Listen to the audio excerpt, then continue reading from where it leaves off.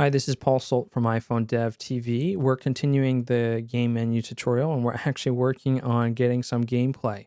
So if we check out where we are right now, I can run the app. We've got points when I hit play and we can move this around and we can see our score go up. So this is a basic game that allows us to drag stuff around and get points for it. But there is no run loop. So nothing is happening to check to see if the game over condition is reached. Nothing's happening to give us some kind of challenge where maybe the points can adjust.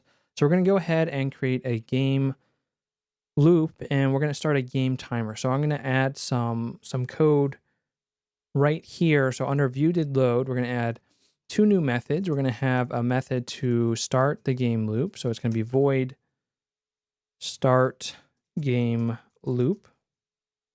And then we're going to have a method to stop it.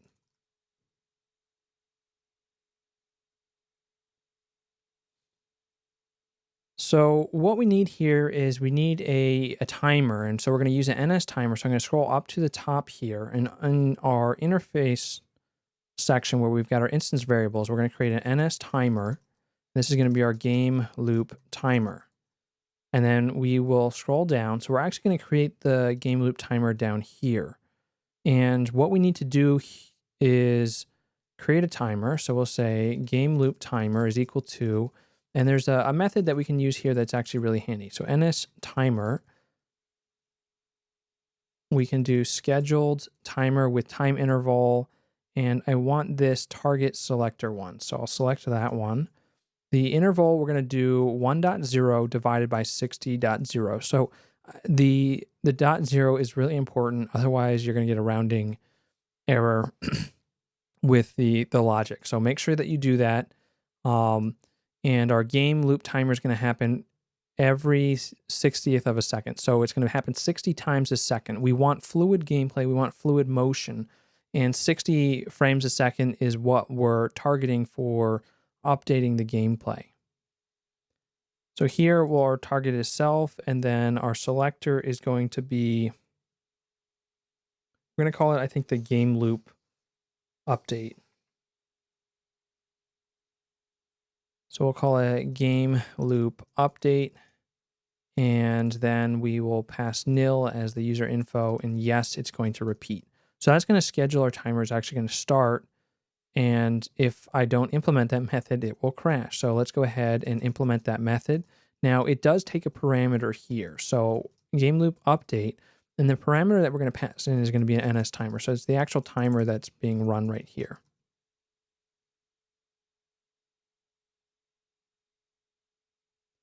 And with that, we can print out a message, and let's just print out the time interval that has passed. So if I do timer, and then we could do a %F, and then the timer has this attribute time interval.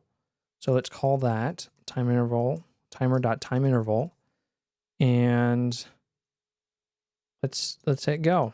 So nothing happens. All right, so what we need to do is when we're in our view did load method, which is right here, we need to make sure that we call this start game loop. So self start game loop.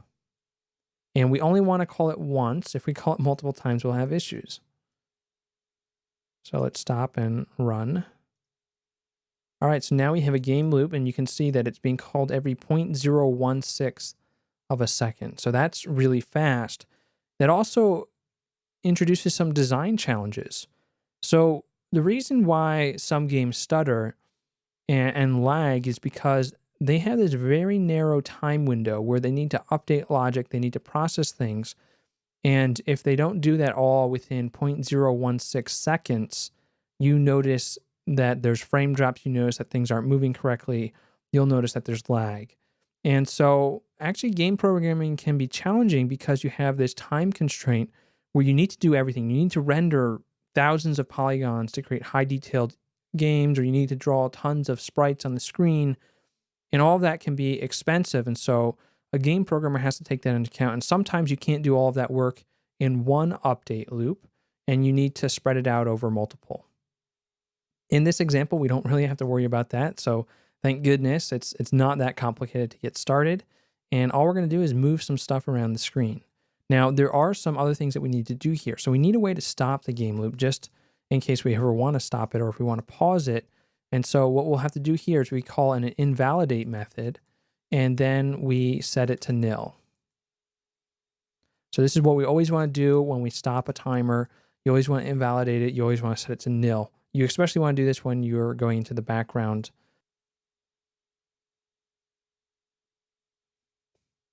All right, so we'll have this code to invalidate the loop. Now we can run into situations right now, and I'll show you how this looks. Let's start moving one of these objects across the screen. So let's start translating maybe the red square, and I'll show you issue that we can run into. So we'll adjust the center to a CG point make, and then we'll use its current center, redView.center.x, and we'll add a value. So let's add maybe 2. And then we'll do another line, and we'll do redView.center.y. So we won't move it in the y direction. We're just going to move it in the horizontal direction. And let's see what happens when we start this. Okay, play. Wow, things moving. Now, we can run into situations where if we accidentally make another call right now to start game loop, let's call it maybe 4 times. What's going to happen is that we're going to have 4 different timers firing, and it's going to go 4 times as fast. And there it goes. It's gone. So we need to make sure that we don't do that. And so the one check that we'll add here, and the reason why we set it to nil in the stop is because we want to check to see if it's already created. If it is created, then we don't want to recreate it, because then we're going to have 2 timers firing, and we're going to be doing 120 updates a second, which is not what we want. And it won't behave like that either. They're going to be 2 competing things, and now we have nothing. So if it's not the game loop, then we want to run this. We'll go ahead and hit run, play, and here we go. Now we have a problem where it goes off screen. So let's add some code so that it doesn't go off screen. And what we can do here is say if the redView.center.x is greater than our width of our screen. So we can get that with self.view. Let's go bounds. And .size .width. So that will give us the width. And if we're greater than that, then we want to switch directions. So let's go the other way. So this means that we need a way to change the speed at which we're moving. So let's create a variable, an instance variable, to control our speed. So it'll be int red view speed, and let's make one for the blue view as well. Now I want to have an initial speed, so up at the top I'm going to create some static int values, and we're going to have a starting, let's do red view, and we'll make this a constant. So static const int k red view speed is equal to 2, and let's make the blue view speed different.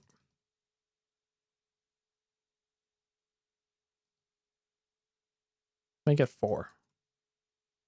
So these constants we're going to use to set the initial value. So in the viewDidLoad method, we stop and we rerun. And I just want to show that this is moving slower than it was before since we added that guard. So that's a good benefit. Next thing we're going to do is we're going to set our blue view speed equal to k blue view speed, which is going to be our starting speed, and then our red view speed is equal to k red view speed. Now with those 2 set, I can now start using that value. So let's use our red view speed, and we'll add it. And what happens when we exceed is we will say our red view speed is equal to -1 times our constant speed. So const, which is this k red view speed. So if we stop and rerun, I hit play, our view is going to move over to the right, and then it's going to bounce back. But now you notice that it bounced back when it was halfway covered, and then it's gone.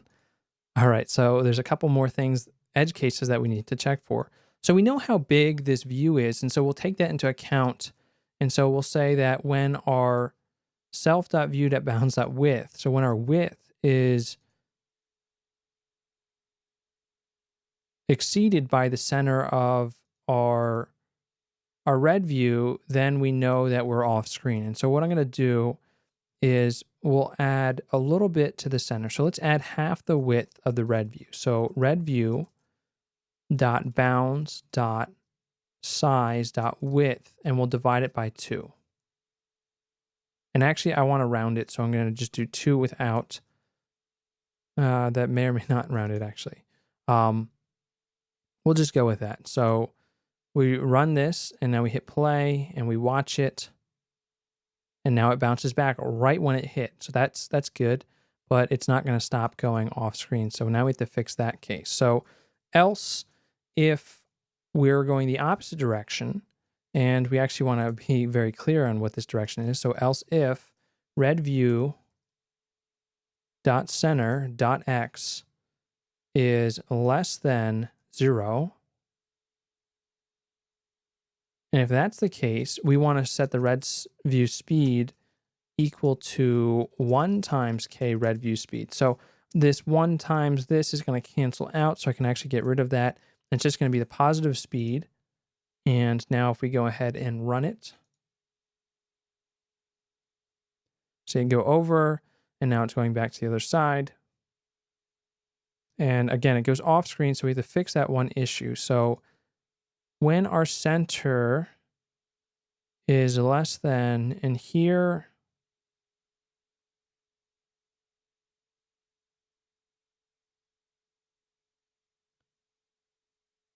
I'm going to want to subtract the red view dot bounds dot size dot width divided by 2. So that's going to be half of its width. And if we go ahead and run, we can see if my math is correct. It bounces once, and it bounces back. All right, so we are in business. Now let's do the same thing for the blue view. Now I'm going to write it all from scratch, because if I tried to do this, I'd probably mess it up by copying and pasting. So I would recommend writing it from scratch. And all we're doing here is adding, this is the blue view speed.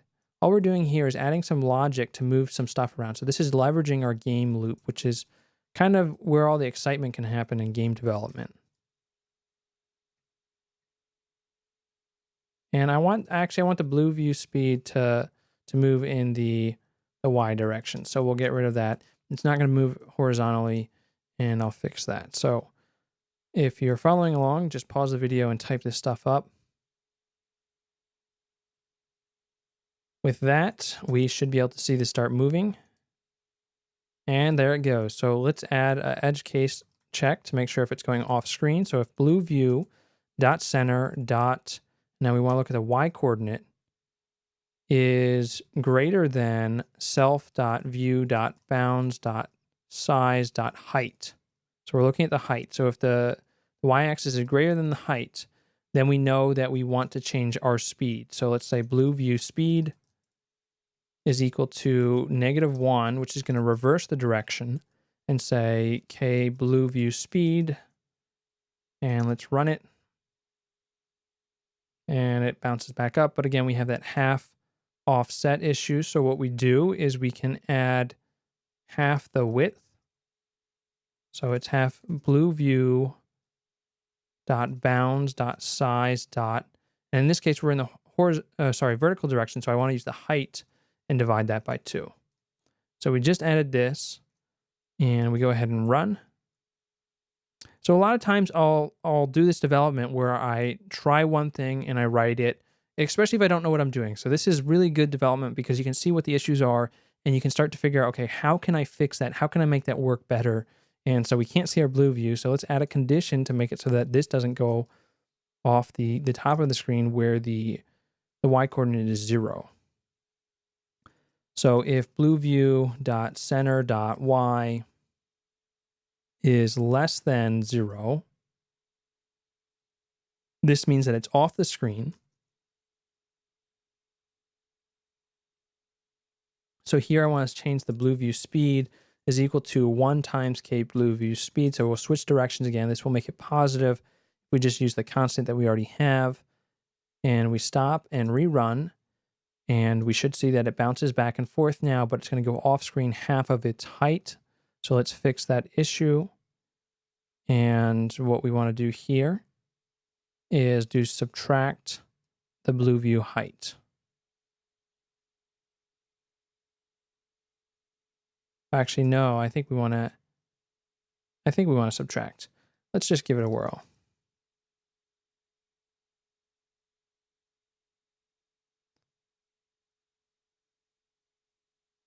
And you can see I went the wrong direction. So we actually want to add it. And let's try and see if that works. Or maybe, oh, you know what I did wrong? No, I was right. I was right the first time. We didn't divide by 2. So you can run into these situations where you mess something up. We want to use half the width, and we do want to subtract it. Now, the benefit here is that order of operations division is higher precedence than the subtraction. So that division is going to happen before the subtraction. All right. So now we've got some gameplay. We can move these around.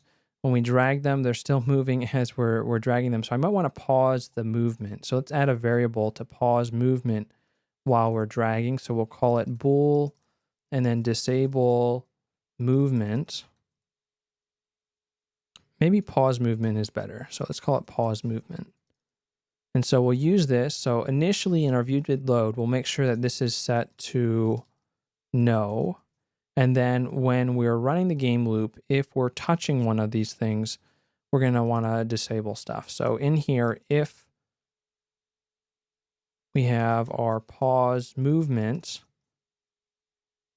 if it's not pause movement, then we want to do this logic. So everything should still work. It should still animate when I hit the play button. Okay, so our game loop is working. But now we want to be able to disable it when we're touching something. So the way that we can do that is we can work with some of these different UI gesture states. So in our handle pan gesture, I'm going to stop the app right now. When we first touch it, there's a different state that we can handle here. So UI gesture state began is the first thing that will tell us if we have a valid gesture. And so here we can say, okay, so if I have this gesture, and then we can do else if. So I'll just put that right here. So we've just rewritten all this code right here. Now here, if we are touching, I want to pause movement, so I'll set this to yes. And you might want to pause it per item that's being selected, or you can pause it for everything. Or what we're going to do is we're just going to pause it for everything. Now we want to resume the movement if we are a different condition. So we have this ended state. If we just only did the end state, we would actually have some issues. So I always do a logical OR, which is these 2 vertical bars. It's the backward slash when you hold the shift key. And here we can get to the gesture state failed. So if it fails, we always want to resume if it's not already resumed. And if we are canceled, I also like to respond to this. So this will make your code a little bit more robust, and it will resume the movement.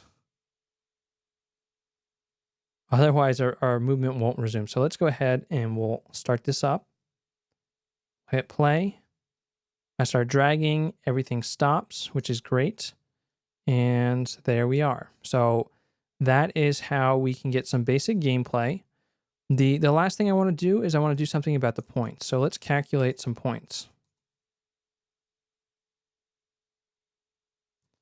And actually, we'll save that for the next video. So digest what we've got right now, and then come back and we'll calculate some points so that we can, what I want to do is when the app is running, I want to subtract points when you're not interacting with it so that we have some kind of gameplay element to just make sure that you keep on interacting with the app. So that's all it's going to do. and we'll work with the update timer to calculate values that we can subtract appropriately. So there's a right way and there's a wrong way in terms of controlling it, because remember, we're going to be calling this 60 times a second.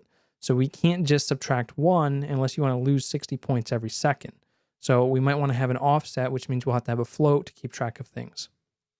All right, so play around with this, see if you can get a high score, and we'll see you in the next video.